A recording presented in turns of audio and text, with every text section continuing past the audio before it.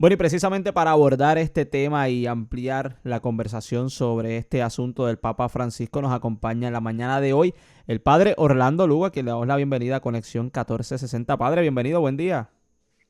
Muchas gracias y buenos días a todos.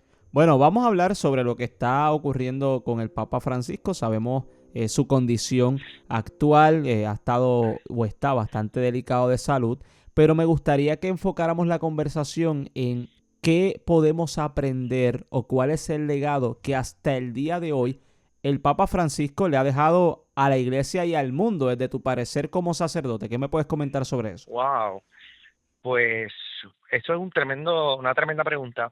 Yo creo que el Papa Francisco en sus palabras y en sus gestos ha manifestado y revelado su legado original como Papa. Primero, él constantemente decía iglesia de puertas abiertas, iglesia hospital para pecadores, ir constantemente a las periferias. Luego nos regaló el Evangelio de la Alegría, nos regaló la iglesia misionera y discipular, que ciertamente son temas que había trabajado ya desde la Conferencia Episcopal Latinoamericana. Nos regala el Año Santo de la Esperanza, el Año Santo de la Misericordia, con lo cual el Papa Francisco será recordado por su amor especialmente a las periferias, a los pobres y a los alejados de la iglesia. Fíjate que dentro de la Iglesia Católica muchas veces el Papa Francisco no era bien recibido en muchos de sus argumentos, porque el Papa no le estaba hablando necesariamente todo el tiempo a las personas que pertenecemos dentro de la Iglesia. El Papa le hablaba a la comunidad LGBTQ+, a la comunidad más marginada, a las mujeres solteras, a los divorciados vueltos a casar, a las personas más tristes, a las personas ateas. Así que el Papa constantemente estuvo buscando la oveja fuera del redil. Y pienso que ese es el gran legado del Santo Padre y por eso muchas veces dentro de la iglesia hay sectores que en mi opinión son minúsculos, pues estaban unas ciertas resistencias porque no entendían al Papa, pero es que la voz del Papa no era necesariamente para los que estamos ya dentro de la iglesia. La voz del Papa es precisamente para las personas que no conocen la iglesia o que viven heridas o prejuiciadas con la institución de la iglesia. Así que ciertamente tenemos el Papa de las periferias, el Papa de los pobres, el Papa de la iglesia de puertas abiertas, el Papa de la sinodalidad, de caminar juntos. Yo creo que sería indescriptible todo lo que el Santo Padre ha hecho de bueno para la iglesia y para el mundo. Yo creo que, escuchando lo que usted dice, pudiéramos resumirlo quizás en la palabra apertura. Ha sido un papa que tal vez ha abierto las puertas de la iglesia a tantas y tantas personas que quizás se sentían marginadas o a un lado del camino, y él ha salido a ese encuentro. ¿Entiende usted que este legado del Papa Francisco de una iglesia de puertas abiertas, de llegar a las periferias, ha impactado de alguna manera el sector no religioso? Y pienso yo que lo hemos visto durante estos días, personas que tal vez no asisten a la Sí, así iglesia, es. personas que no practican la fe, hablando positivo sobre el legado del Papa. Pues lo has dicho tú, exactamente. Es decir, hay muchísimas personas que nunca han orado y están orando en este momento por la salud del Santo Padre. Además, es importante recalcar, Joshua, que el Papa lo expresa de una forma muy particular para nosotros los latinoamericanos que le entendemos de forma muy profunda. Pero el Papa siempre dijo que él no estaba haciendo algo por motu propio, sino él estaba haciendo lo que los cardenales en el cónclave en donde él fue electo Papa le pidieron al próximo Papa que hiciera, es decir, a él. Además, cuando uno estudia los documentos del Concilio Vaticano II, uno se da cuenta que el Papa sigue al pie de la letra la petición que el Espíritu Santo, ¿verdad?, reveló a través de ese gran acontecimiento de la Iglesia Universal del siglo XX, el Concilio Vaticano II. Lo que pasa es que el Papa lo expresa de una forma latinoamericana, así que nosotros pues lo saboreamos de una forma distinta, lo saboreamos de una forma bien profunda y muy cercana. Yo no sé si en un futuro nosotros volvamos a tener la experiencia de tener un papa latinoamericano, pero ciertamente estos son momentos, estos 12 años que el Espíritu Ujú. Santo nos ha regalado y esperamos que sea mucho más. Con el Papa Francisco, pues son momentos muy históricos porque el primer Papa americano y el primer Papa latinoamericano. Así que es un gran regalo, momentos históricos y la invitación a los creyentes e incluso a los no creyentes, como estamos hablando, es a la oración. Es verdad que los partes de prensa que están relacionados con su salud, pues dicen pues hay una leve mejoría, pero sabemos que la situación es crítica por su edad, tiene 88 años. Recordemos que el Papa Benedicto XVI renunció cuando tenía 85 años y el Papa Juan Pablo II murió a los 84 años. El Papa Francisco también funciona solamente con un pulmón. Por lo tanto, su condición de salud biológica pues no es la mejor y es por eso que el diagnóstico se mantiene reservado según los partes de prensa. Pero es verdad que ha reaccionado un poco a poco y esperamos que siga reaccionando y que tengamos pava por un tiempo más. Yo siempre pensé que el Papa Francisco iba a renunciar igual que lo hizo Benedicto XVI, porque yo entendía que luego de que Benedicto lo había hecho, iba a convertirse como en una práctica dentro de la iglesia, pero al momento pues el Papa Francisco no ha renunciado a su cargo a pesar de las condiciones que lo aquejan. Tal vez si, y estaríamos especulando, tal vez si saliera del hospital estaríamos viendo una renuncia del Papa o tal vez él tiene otras cosas todavía pendientes. En la próxima reunión que tenga con el Papa lo voy a preguntar. De verdad que, mira, el Papa, no sé, o sea, vamos a ver, el Papa ha roto esquemas todo el tiempo. El Papa firmó un documento de una renuncia posible cuando él ya no tenga capacidad para gobernar. Así que no podemos descartar que eso sea un hecho, que el Papa pueda hacer eso. El Papa no lo ha hecho porque, entre otras cosas, ¿verdad? Pues los médicos han dicho que él está absolutamente consciente. Aunque él no pueda hablar, últimamente, los pasados 2 días, tuvo incluso un momento en donde estuvo nombrando obispos en el mundo, estuvo tomando decisiones. Así que el Papa está bien de la cabeza, el Papa está bien del corazón, el Papa tiene la infección respiratoria y el tema del pulmón, por supuesto. Claro. Así que entendemos que él tiene, digamos, las capacidades para gobernar con sus limitaciones. Lo que sí nosotros, aunque no sabemos si va a renunciar o no, pero sí lo que sí podríamos decir es que su presencia, o sea, su presencialidad en actos públicos, pues va a mermar y, por supuesto, sus viajes apostólicos por el tema de la salud. Yo lo pregunto porque, bueno, usted y yo hemos trabajado de cerca con superiores o con obispos y sabemos que muchas veces estas figuras que son líderes dentro de la iglesia suelen ser personas muy trabajadoras, que a veces la misma Ujú. enfermedad no los detiene. Y en el caso del Papa Francisco, todavía, como usted mencionó, se está hablando de que él está firmando distintos documentos. Ayer salió la noticia de que él llamó al párroco de la iglesia Así en es, Gaza de para Gaza. solidarizarse con él. O sea, que el Papa ha continuado su trabajo. Yo acá especulando, supongo que los que están alrededor de él estarán diciendo, pues, Santo Padre, tómelo con calma, descanse, recupérese, pero pareciera como que él no se quiere detener dentro de la De labor hecho, que está al haciendo. principio de su pontificado, él no visita Castel Gandolfo. Y los que sabemos un poquito de la iglesia, la casa Castel Gandolfo es el lugar de descanso y de verano del Papa. El Papa casi no la visitó en sus casi 12 años, precisamente porque él no tomaba vacaciones. Exacto. El papá todo el tiempo está trabajando.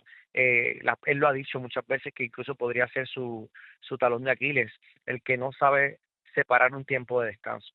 Esperamos que ahora sí lo haga. De hecho, los médicos han dicho "Ay, descansó bien, pues comió bien, celebró la Eucaristía, etcétera", que son cosas que son importantes para la salud. Pues sí, yo como tú entiendo que él debe estar, aunque con sus limitaciones, pues sigue tomando decisiones, aunque en estos últimos días, pues su situación de salud se puso aún más crítica.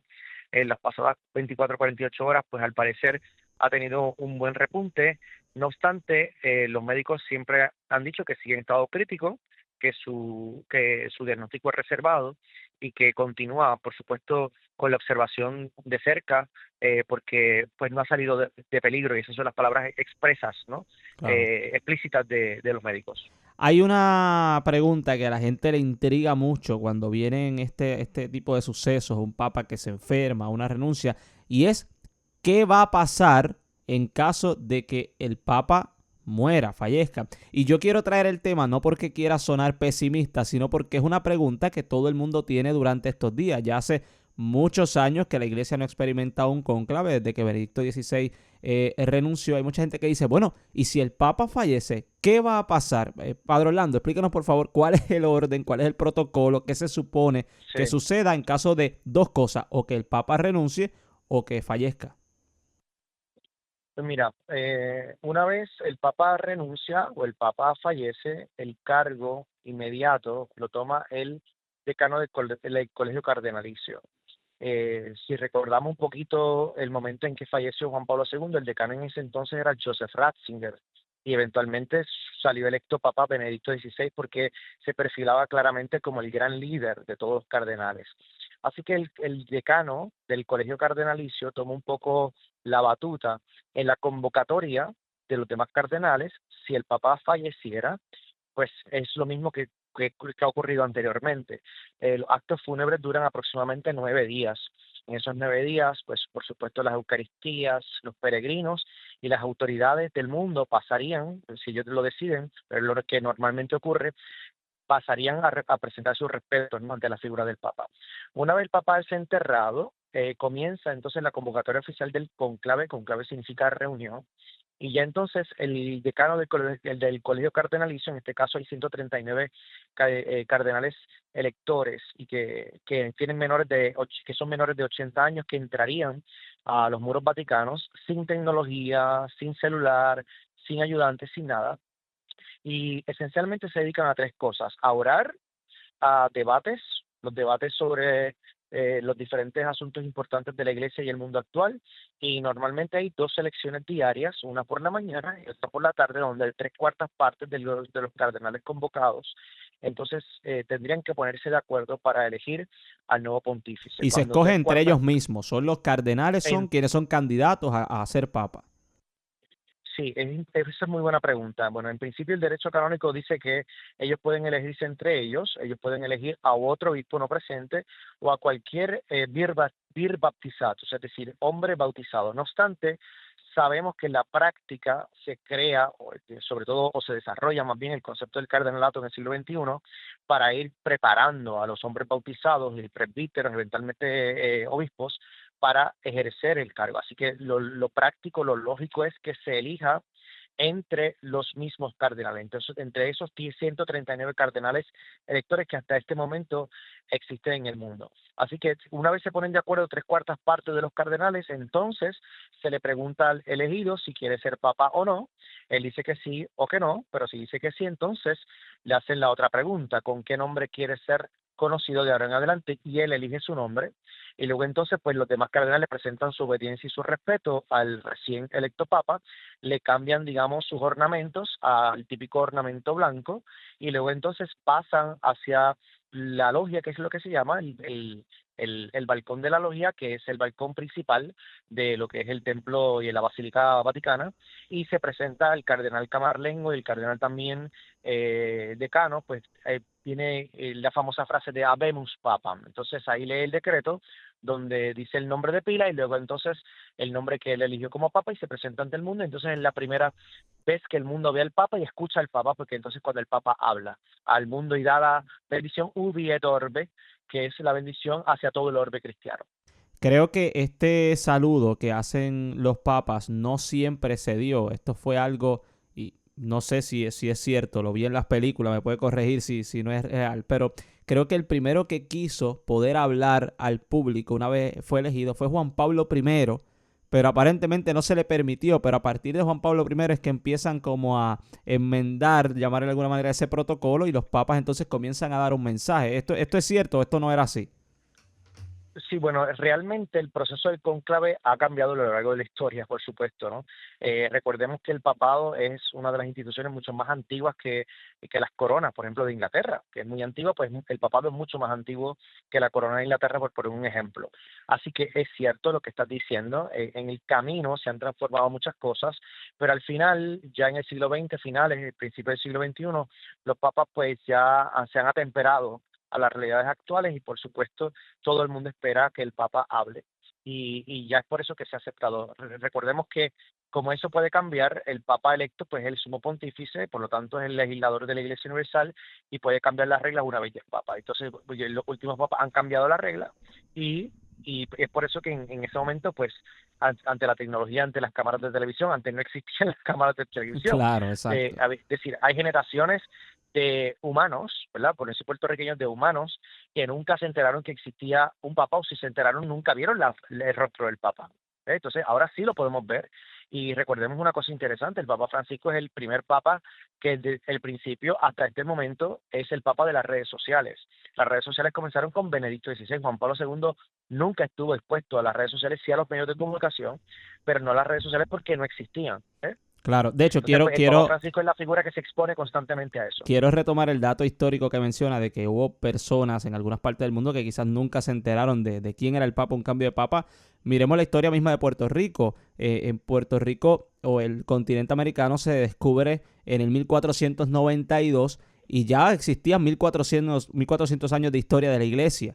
Por lo tanto, todos Ujú. esos papas anteriores, a partir de 1492, ¿cuánto tiempo se tardaba en llegar un mensaje desde Europa hasta América? Pues varios meses, ¿no? Y en varios meses no se enteraban de que había habido quizás la muerte del Papa y el cambio del Papa. Esto es una realidad que... Exactamente. Y de hecho el proceso de evangelización de América también fueron decretos papales que Ujú. lanzaron a los peregrinos a estas lares y la gente nunca se enteró que existían esos decretos papales. Exactamente, exactamente. Así que es un dato muy interesante.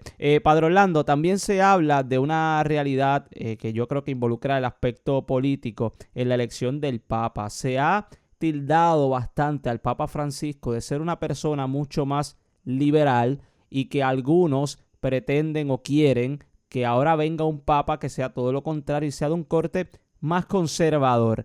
¿Estos términos se pueden aplicar en la elección del Papa o en términos eclesiales, hablar de liberales y conservadores?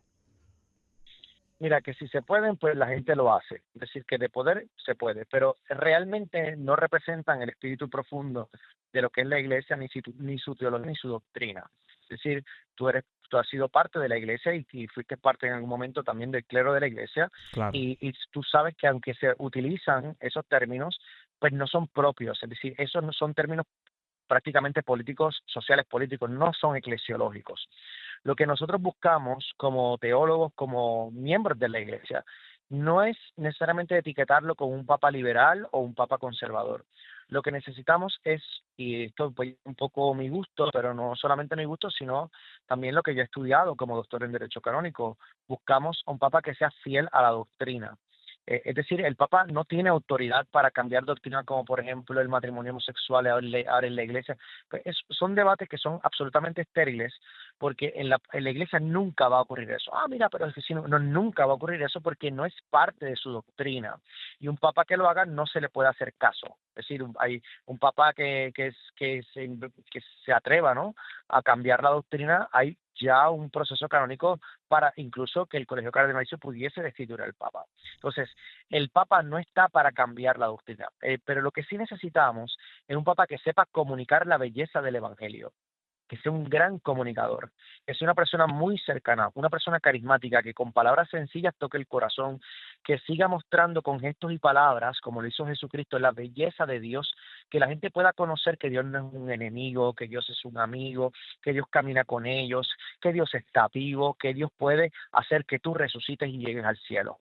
Así que yo creo que se hace urgente que los cardenales en su momento, llegar a ese momento, elijan un papa fiel, un papa maduro, un papa que esté claro en sus emociones y todo, pero sobre todo que un papa sepa comunicar la belleza del evangelio y dialogar, no solamente con los miembros dentro de la iglesia, sino sobre todo también fuera de la iglesia, que es parte del mandato divino y es parte del propósito y de la ciencia de la evangelización. Así que eso es lo que buscamos, más que sea conservador o sea liberal, que sea un papa fiel y comunicador. Eso Bueno, es lo que buscamos, eso es lo que le pedimos al Espíritu Santo y confiamos que eso sea así. la mayoría de los cardenales que se encuentran ahora mismo en el colegio son nombrados por el Papa Francisco, así que suponemos que también lleva más o menos la misma forma de pensar del Papa, o acaso el Papa no elige porque, como dicen por ahí, por el panismo. ¿Hay algún criterio para elegir un cardenal? Bueno, son criterios personales del Santo Padre. Ciertamente yo no creo, ¿verdad? Porque no es el estilo tampoco del Papa, que el Papa elija a los que piensen igual que él. De hecho, Juan Pablo II decía que eso no es una práctica saludable, porque al final siempre es bueno el disenso para encontrar la verdad. Y el Papa Francisco es hijo, podríamos decirlo, del Papa Juan Pablo II en todo este sentido. Yo creo que el Papa Francisco, por sus hechos concretos, no porque esté metido dentro de su conciencia, ha elegido cardenales que más que piensen igual que él, que vivan en comunión con él, aunque piensen distinto. ¿Y por qué? El Papa ha sido un gran defensor de la no uniformidad. sino de una sana diversidad.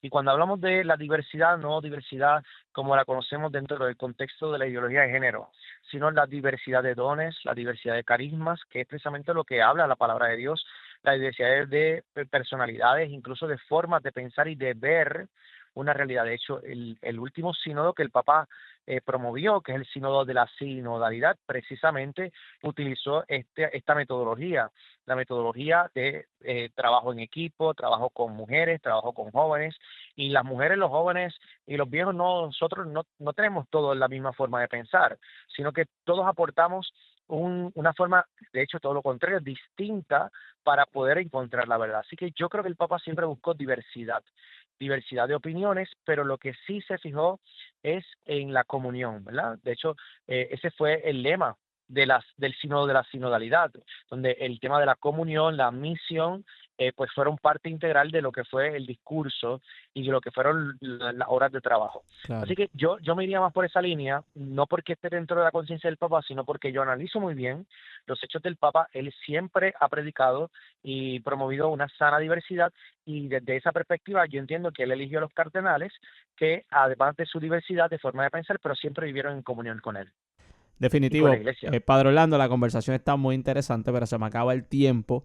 Nada, ya veremos a ver qué ocurre durante estos días con el Papa, si puede pues, recuperar su salud y continuar su trabajo, si no veremos a ver qué decisiones se toman dentro de la iglesia. Gracias, Padre. Gracias, hermano, por esta oportunidad. Muchísimas gracias. Ahí lo escucharon, era el Padre Orlando Lugo, ampliando y hablando un poco sobre esta realidad de lo que está ocurriendo dentro de la Iglesia Católica.